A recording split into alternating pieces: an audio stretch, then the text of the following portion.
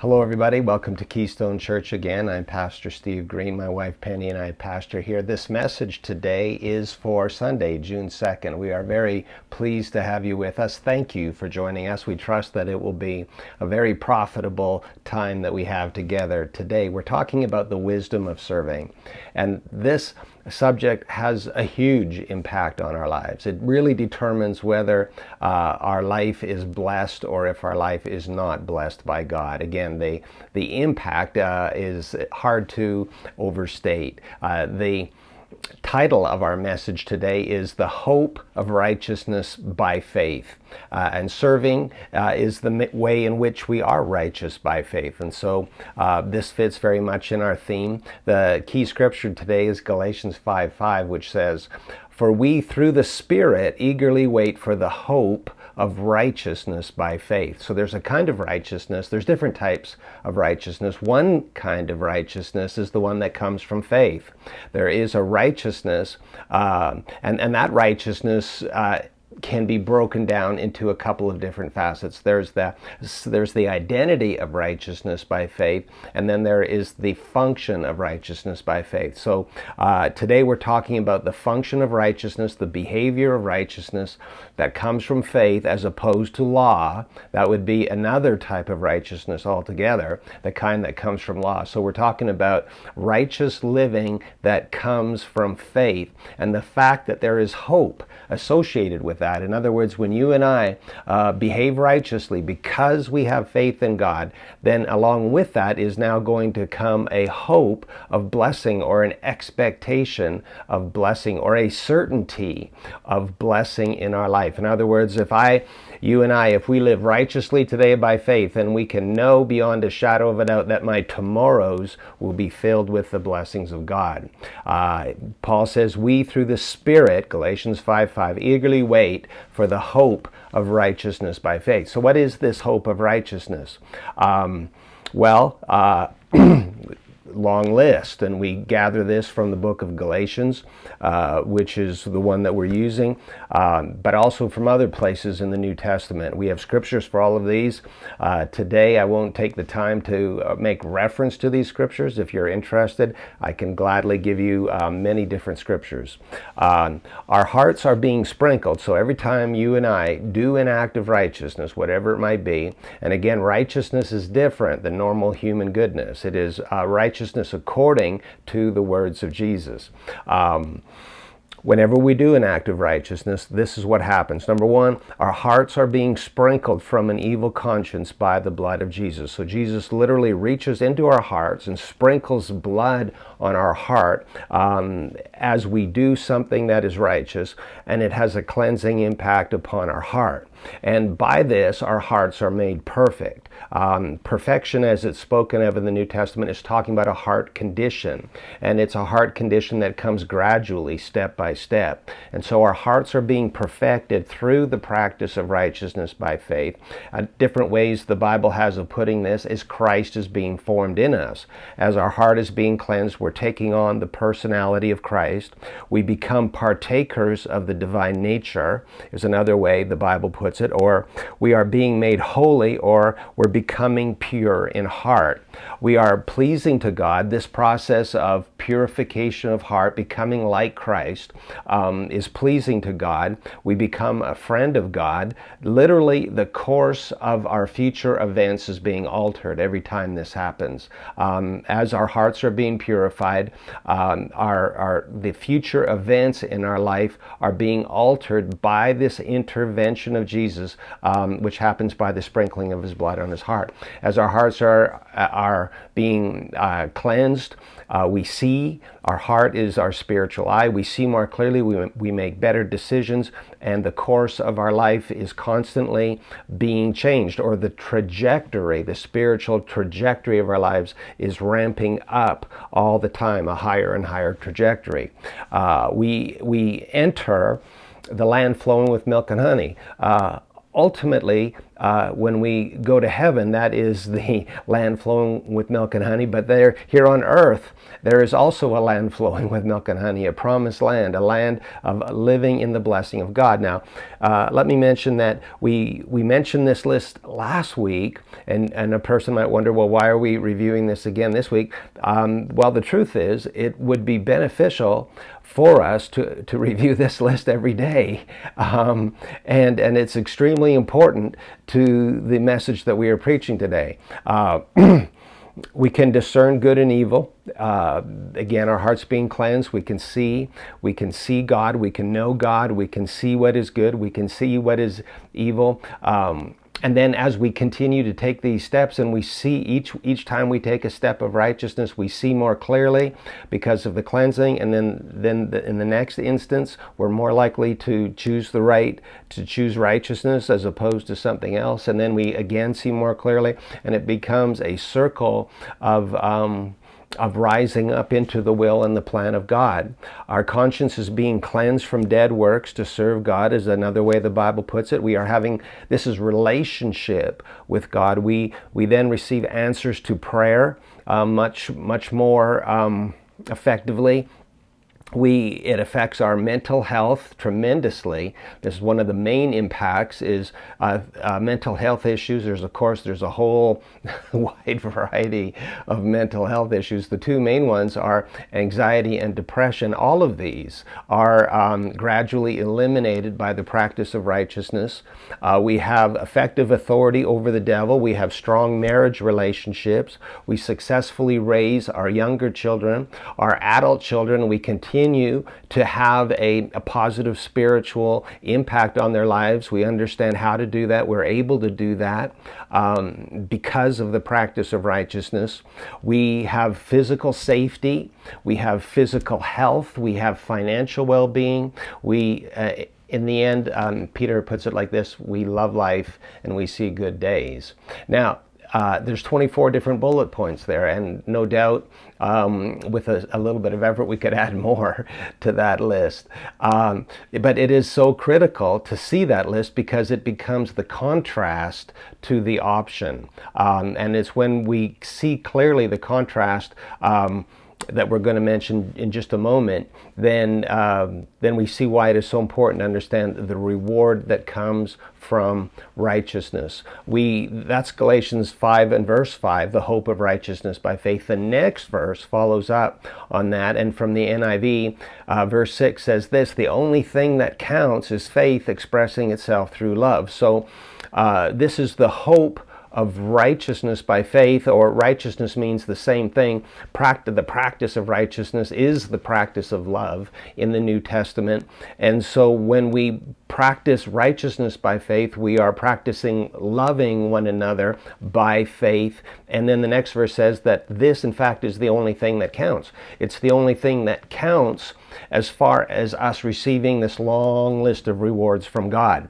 In other words, there's nothing else I can do to receive all these benefits. But if I do that one thing of having faith in God and loving people as a consequence of my faith, then I inherit this long list of benefits from God. Now, the reason that's important is because there is a different motive potentially for doing outwardly good things, and that would be to attract attention to myself, to gain admiration, to gain honor from people, to be somebody in people's eyes, to be seen by men, to be loved by people, wanting to be loved by people, and therefore drawing upon other people and doing outwardly good actions in order to gain the favor of people.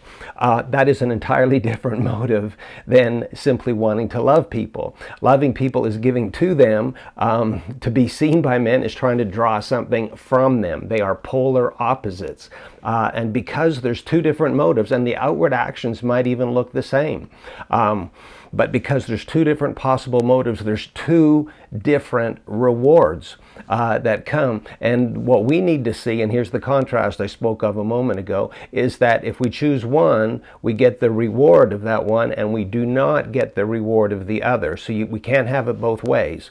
So here's what it boils down to, is I can either love people, and then I have that long list of rewards we just read, or I can try to get something out of people, extract their admiration, their honor, their appreciation of me, try to get that out of them, and in which case, that is my, as Jesus says, and we looked at scriptures along this line last week, that is my reward, if I can even do it, if it even works. But whatever kind of praise I get from men, and again, it's not wrong to receive praise from men, but it's wrong to have the motive of trying to get the praise from men, and then if that's my motive, and I happen to get some praise from men, then that is the totality of my reward, and I will not have any other reward.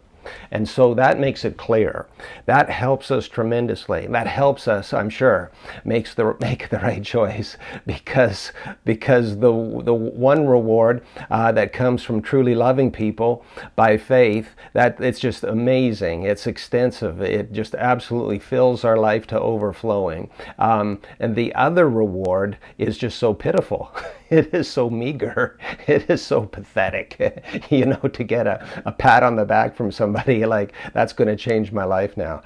It is just so, the contrast is so stark. It's literally glorious white compared to pitch black. There's just no comparison between the two. And we have to see that, because it is human nature to want to gain the admiration of people. There's something about it that it's almost like being addicted to drugs.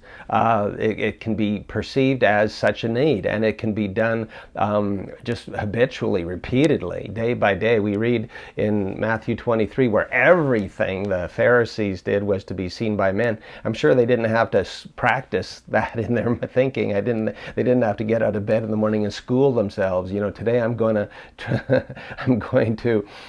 try to do everything to be seen by men. It just became part of their heart, and they did it automatically without thinking. And not only did the Pharisees do it, but as we see in the ministry of Jesus, this was actually common amongst everybody.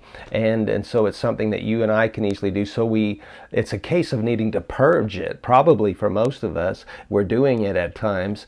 And we need to purge it, because it is literally a hindrance to the blessing of God in our life. We are promised by Jesus that if we have that motive, then that is our only reward. We're not getting any other reward. So this is something that commands our attention. It needs our diligence to focus on, which is what we're going to be doing and what we are doing today. So the only thing that counts as far as you and I being truly righteous, the only thing that counts as far as us having a legitimate relationship with God, the only thing that counts in helping us escape the curse of the law, and the only thing that counts as far as you and I living in the blessing of God, is if we in fact have faith in God, and because of that faith we are loving other people. That is the core issue. We read a few verses later in Galatians 5 and verse 13, "For you, brethren, have been called to liberty, only do not use liberty as an opportunity for the flesh, but through love," and that's what he's talking about. We're following the line of thought. There's a consistent line of thought from the beginning of this letter to the end. We're talking about faith that expresses itself through love. And now in verse 13, "But through this kind of love, serve one another." So then the two opposites become serving. I can have the attitude, the motive of serving, truly being interested in the welfare of other people, truly wanting to help, not trying to get something from them, but simply trying to give something to them, serving other people. That's motive number one. Motive number two is wanting to get something from them. And we need to be, again, alert to this distinction.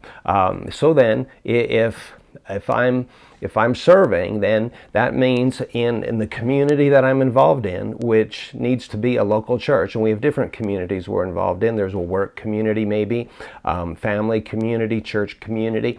In the community that I'm involved in, I need to not be then angling, pushing, driving, jockeying for position, trying to step up, step ahead, comparing myself to others, competing with, trying to be the one, trying to be the best, trying to be the one who is seen as better than all the others.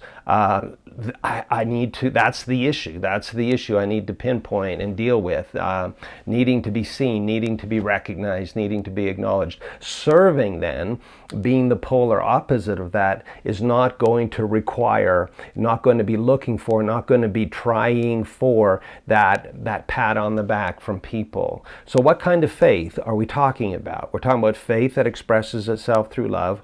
Paul explains it earlier in the book of Galatians, chapter 2, verses 20 to 21. I have been crucified with Christ.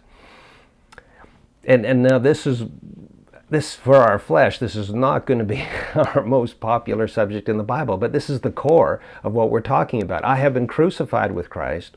I believe that portion of his statement is talking about becoming born again, being made a new creation in Christ Jesus. Old things have passed away, all things have become new. The old man is gone. I have been crucified with Christ.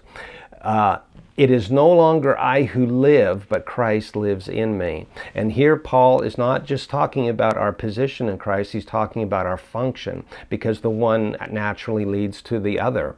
The purpose of being crucified with Christ is that in our behavior, in our thinking, in our motives, in our heart, that we would no longer be living, but it would be Christ being permitted to live in us, his incentive, his motivation, his purpose taking over inside of us. And Paul says, and the life which I now live in the flesh, I live, and now this is speaking clearly of action now. It's not talking about our identity, because that was established long ago, maybe when we first came to Christ.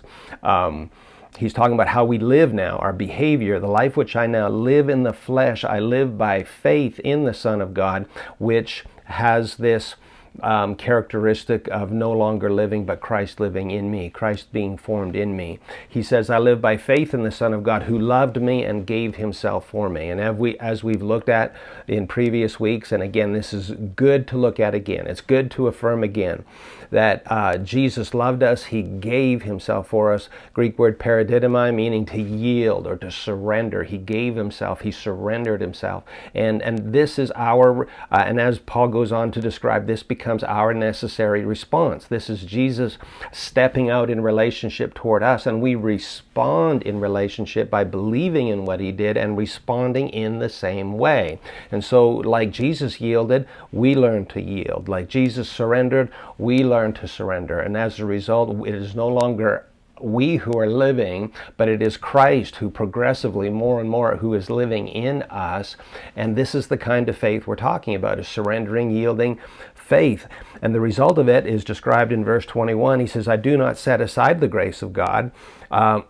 So then by yielding, we are making way for God's grace in our life. We're allowing it to flow. And the effect of God's grace is it produces the action of righteousness. Grace is the power by which we live righteously in a manner that we never could have lived on our own strength. It is by God's grace, and we have been graced, and we're now stewards of that grace, and it becomes our responsibility to allow it to flow and to let it come to fruition and to flourish and blossom in our lives. And we can see that happening through the practice of righteousness. He says, I do not set aside the grace of God, for if righteousness comes through the law, which would mean mere human effort at trying to be good, if righteousness comes through the law, then Christ died in vain. So Christ died for the purpose of you and I. He loved us. He gave himself for us, that we would have this example, that we would also love and give, surrender and yield, and allow this righteousness to come. And it This is how righteousness by faith grows in our life. And that's chapter 2. It's in chapter 5 then that we read about the hope or the expectation that we have because of this righteousness by faith, which is that long list, 24 different bullet points, all the many and varied blessings that fill our life as a consequence of the practice of this righteousness. So this is the kind of faith that we're talking about. But without faith, and here in Hebrews 11:6, Paul, or the writer of Hebrews, is talking about the same kind of faith. Without faith, it's impossible to please God. For he who comes to God must believe that he is, and that he is a rewarder of those who diligently seek him. And so, and what is the reward? It's, again, that long list. We must believe that he's a rewarder, because if we do not believe that he's a rewarder, then we will be looking to people for reward. We as human beings need reward. So again, there's this clear distinction that we've talked about, the clear distinction in motivation, and there's a clear distinction. This distinction in motivation, am I trying to love people or am I trying to get something out of them? This distinction comes from my perception of where my reward comes from. If I think my reward comes from people, I will try to get it from people. But if I think my reward comes from God, then he is the one that I will be receiving it from.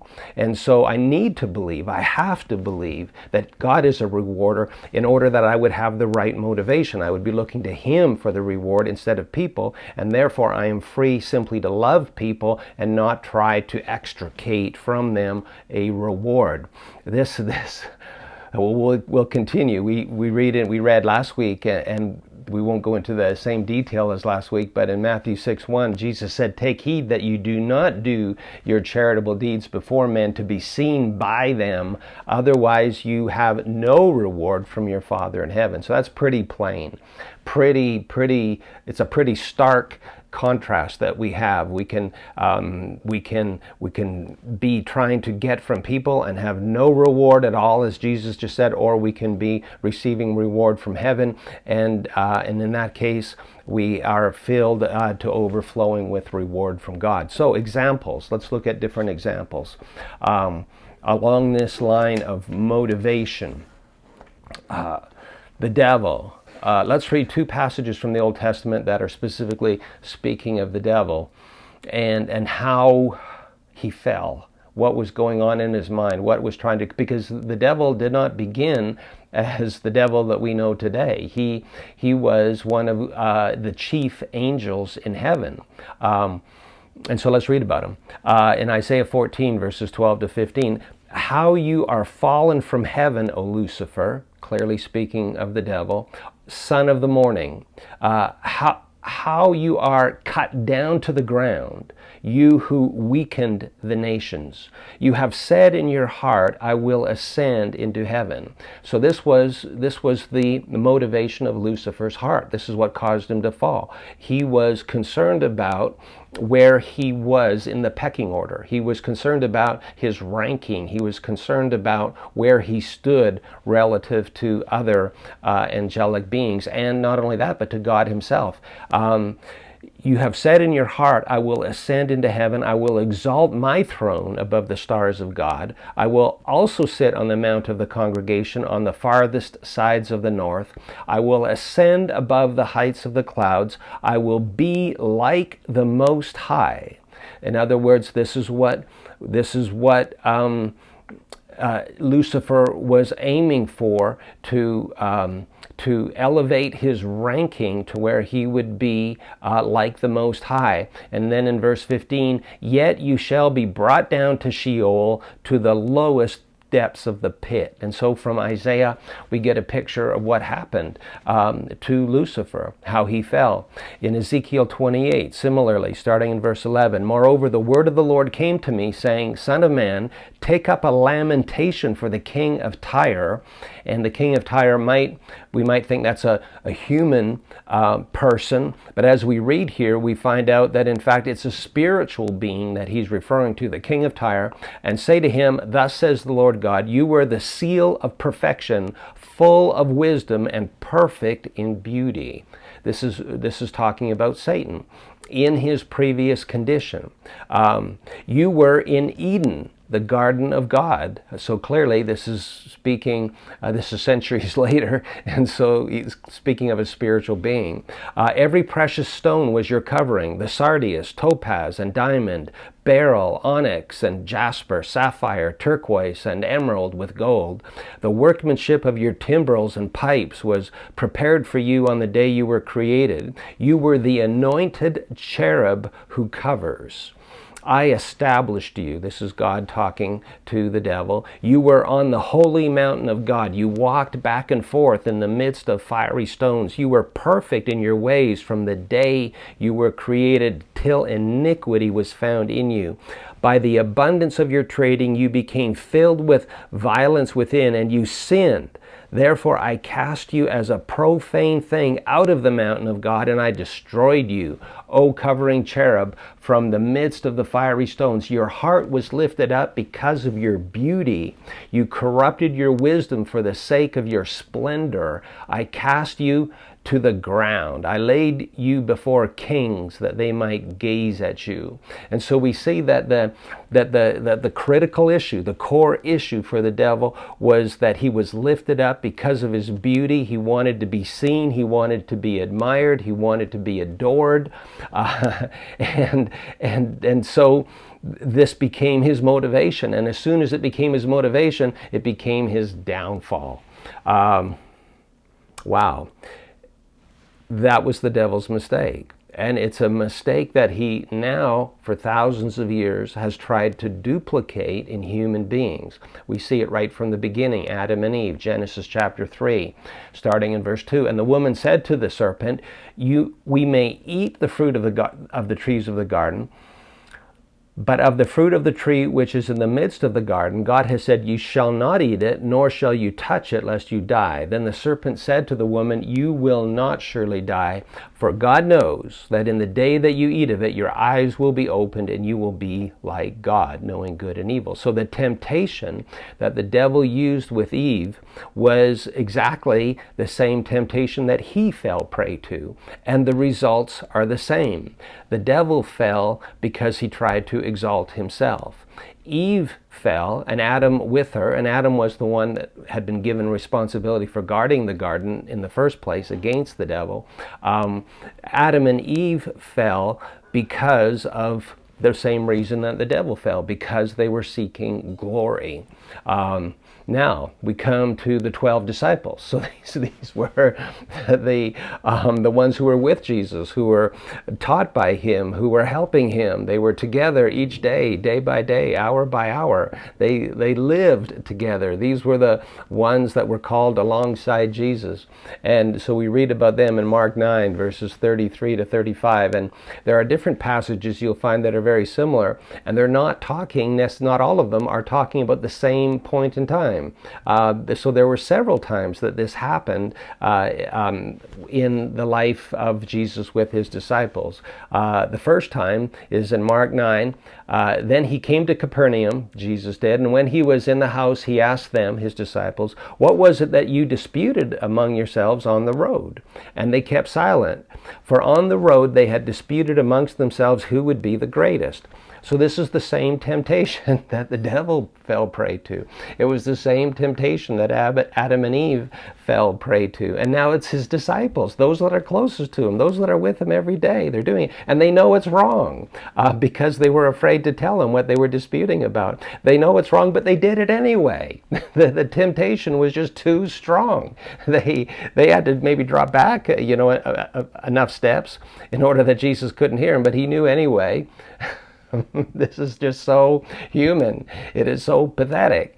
He says, but they kept silent, for on the road they had disputed amongst themselves who would be the greatest. And he sat down, called the 12, and said to them, if anyone desires to be first, he shall be the last of all and servant of all. And so this is the exact same thing that we're reading from the Apostle Paul in the book of Galatians, is that this desire to be great in the eyes of men is the polar opposite limits it to simply serving. If I want to purge myself of any such motivation because of the, not exaggerating, the devastating effects it has on the person who practices it, devastating effects in that there is no reward to the person who does it, devastating effects in look what happened to Satan, devastating effects in look what happened to Adam and Eve when they did it. In order to avoid the devastating effects of trying to gain this greatness in the eyes of men, the one thing I simply need to do is what Paul is describing in Galatians, is the only thing that counts is faith expressing itself through love. If I'll love people, it means I'll serve them. And if I serve people, then I will have great reward, and it'll come from God. And you know, people may be appreciative, they may not be appreciative, but I will have great reward because it comes from God.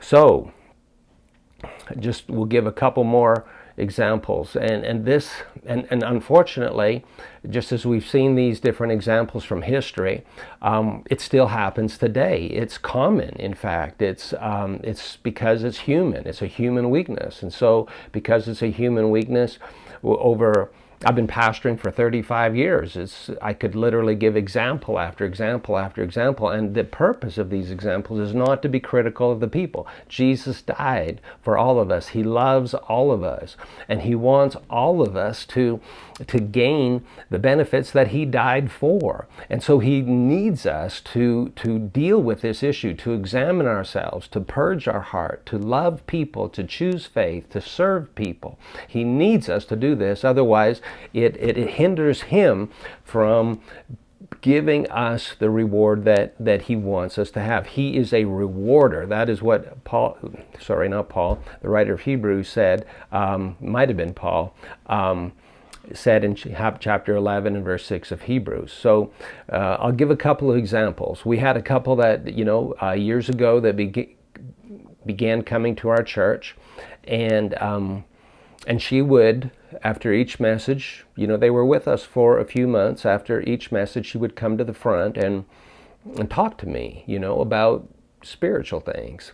And I didn't, pay any special attention to it. I didn't assume the worst. I was hoping to build a relationship, get to know them. They can get to know us. We can get to know them. Hopefully it's a good fit. And so then one day, but then after a while, the thought did creep in my mind that sometimes this is what happens.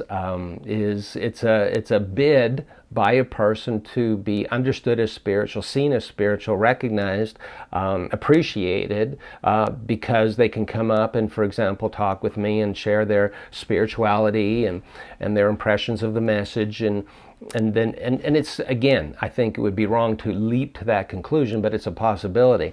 Then one day, she said to me, I had given examples, telling stories, such as I'm doing right now, and she came up, and the first thing she said to me is she looked me in the face and said, "I have stories too, and so here so what she's saying is that she needs a time to be upfront. She needs time to be speaking, because just like I am sharing stories, she also can share stories. And so here she doesn't yet know who we are spiritually. She doesn't yet know. She hasn't been around enough to even know in any detail what we teach. She's not only does she not know us, we don't know them. We're unaware of who they are, what their motives are, what might be good, or what might be potentially troublesome with them. We just don't know. They're unaware of our doctrine, unaware of what we emphasize. They're unaware of our vision. They have not proven themselves to be faithful. They have not demonstrated that they have any love for the church. But she is indicating, though, that she is willing to step up in front and teach.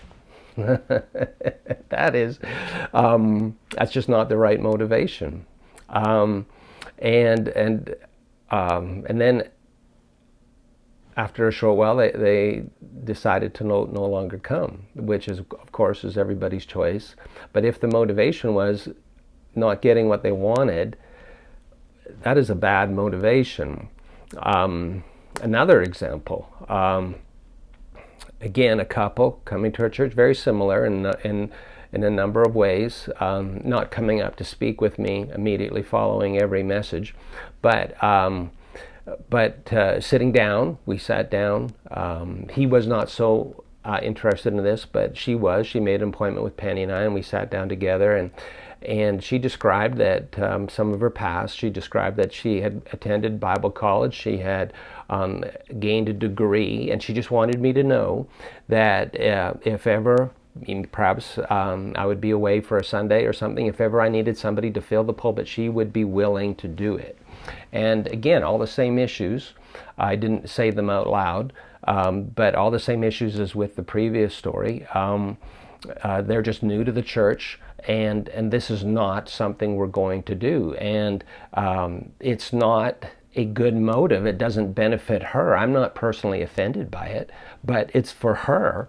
It is not a good motive to have, to want to immediately be up front, to be immediately teaching. And so I thanked her for her offer, and in exchange, I offered her some positions of service in the church, areas where we had need, areas where perhaps she could make a positive contribution. And so I gave her a couple of what I thought were good ideas, and then she didn't respond to that. And then again, not long later, they ceased coming to the church. And so there was an opportunity to serve. Just examples that we're giving, and again, there's probably dozens of examples. But the purpose behind all of this, in me sharing this, is to encourage all of our listeners that there is a way that we're guaranteed to not receive reward from God, and that is if our motive is to be seen to preach or to teach or to be in front or to be seen as the spiritual person, then we are guaranteed of no reward from God. But if, on the other hand, our purpose is to serve and not be seen, not be understood as somebody, not to be respected as spiritual, but simply to serve other people, if that's our motive, then we are guaranteed of a truckload of reward. And we want to see that contrast. Thank you so much for joining us today. We trust that this is helpful, extremely helpful for everybody in us pursuing a relationship with the Lord. Thank you. Praise the Lord.